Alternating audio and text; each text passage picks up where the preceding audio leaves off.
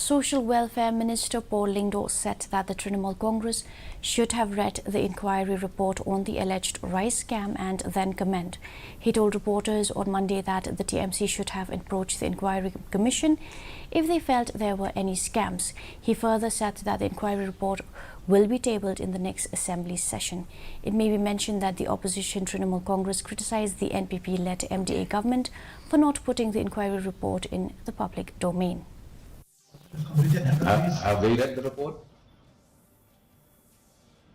Have they deposed before the retired judge who headed the commission? If at all they felt that there was a scam, why didn't they go and depose before the commission? You have all the liberty. If Kong Agnes can go, why not Mukul Sama? Why not George Lyngdoh? Why didn't they go and depose? On the backdrop of Jan